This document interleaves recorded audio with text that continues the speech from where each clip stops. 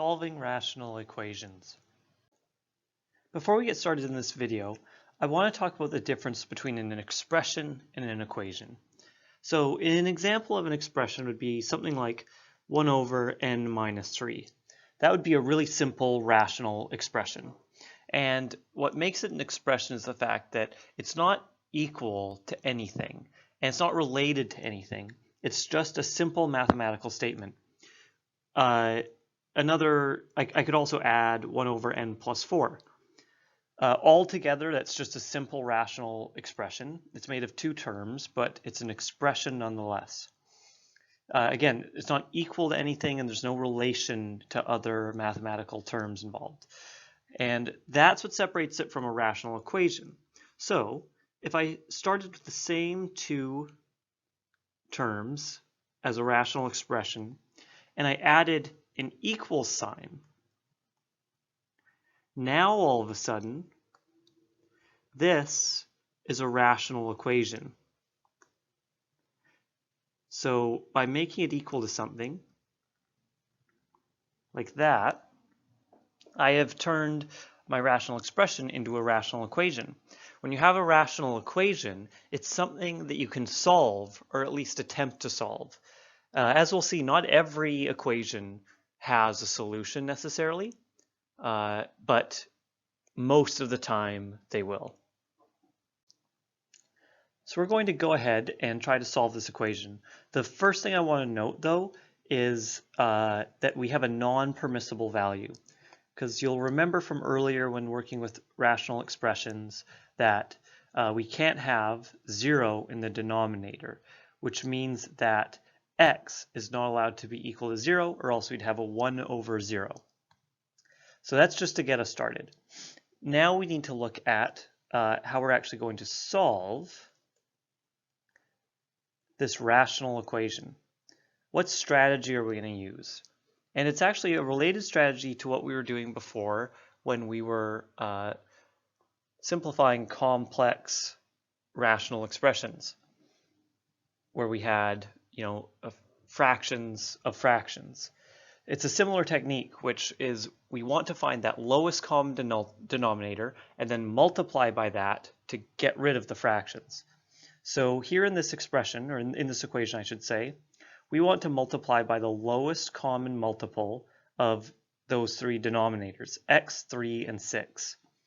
And hopefully you're getting comfortable with the lowest common denominators. In this case, the lowest common denominator of those three things is 6x. So if I multiply each side of the equation by 6x, I should be able to get rid of all the denominators.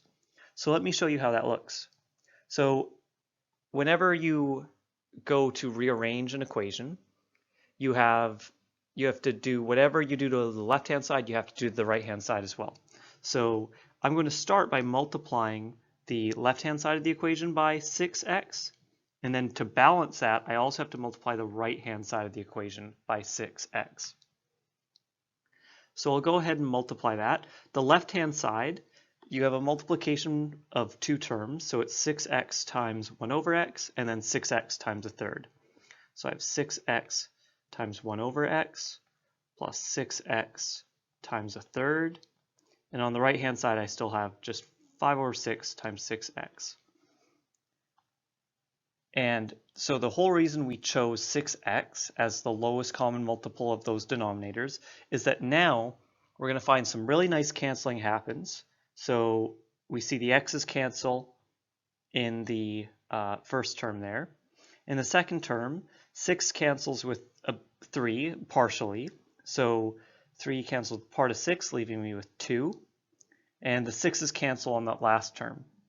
So now I'm left with 6 plus 2x, don't forget that this x is still there, equals 5x. So by multiplying by that lowest common multiple of the denominators, I've gotten rid of all of the denominators or all the fractions, and now I'm left with just a solvable linear equation. So to solve this, I will subtract 2x from each side, leaving me with 6 equals 3x. And now divide each side by 3, leaving me with 2 equals x. So there's my final answer, my solution to this equation, x equals 2. And I just want to check that it doesn't conflict with my non-permissible value. So earlier we identified the fact that x is not allowed to be equal to 0 from our initial equation.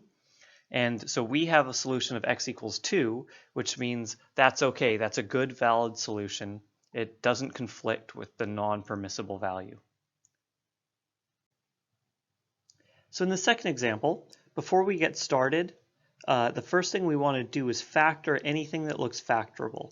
And in the fraction to the right of the equal sign, we have a difference of squares, which means we can factor that difference of squares. And the reason we want to do that is because it helps us see what that lowest common multiple for the denominator is. What's the smallest thing on each side of the denominator that we need to multiply by? And in this case, hopefully you can see that because y plus 6 is in each denominator, we have to multiply by y plus 6. But we also have to multiply by y minus 6 to get rid of the denominator on that fraction after the equal sign.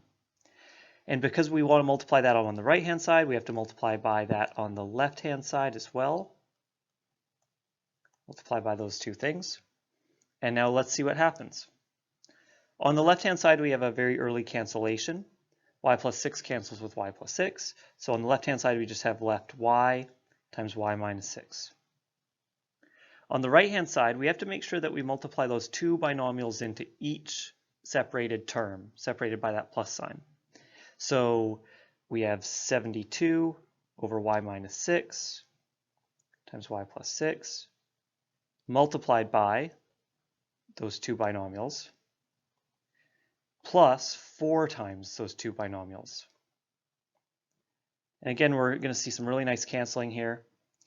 Those two binomials are going to cancel with the denominator, which leaves us with y times y minus 6 is equal to 72 plus 4 times y plus 6 times y minus 6.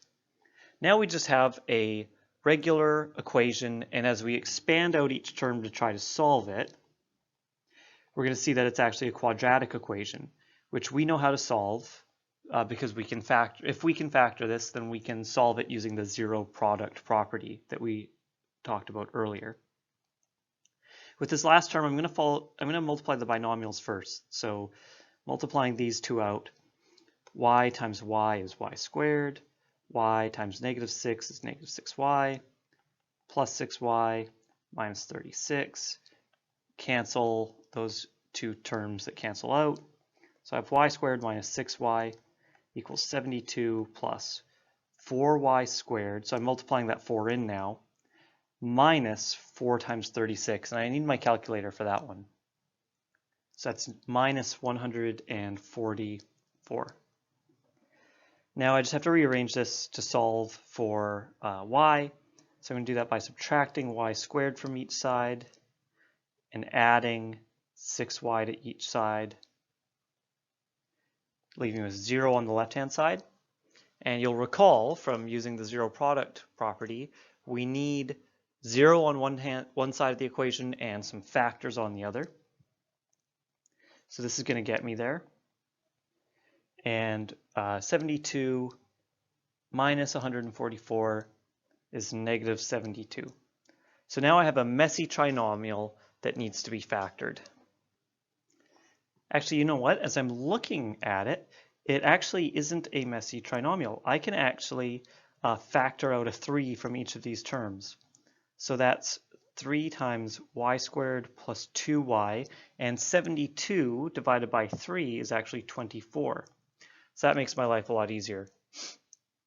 So now I'm just factoring a regular, I'm going to move my work over here, a regular simple trinomial.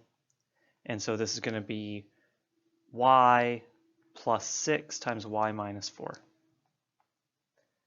So here are my two solutions. Either y plus 6 equals 0 or y minus 4 equals 0, which means y is equal to negative 6 or y is equal to positive 4. So those are my two solutions. But we're not done just yet, because actually there's something I should have done at the very beginning of this problem that I forgot to do, which was what are the non-permissible values? Well, the non-permissible values come from, again, where the denominator is would be equal to 0. So for both of these fractions, and I'll look at the factored form of the second because it'll help me identify that non-permissible value,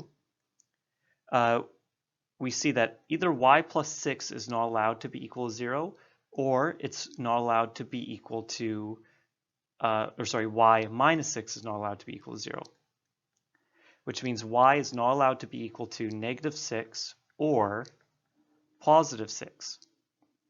But one of my solutions one of my solutions had y equals negative 6. But this is a disallowed value because it would make the initial equation meaningless. You'd have a division by 0 error in the initial equation. So I actually have to reject that solution because of this non-permissible value, which means that I only have one solution to this equation, which is y equals positive 4. So always remember to check your two solutions against those non-permissible values.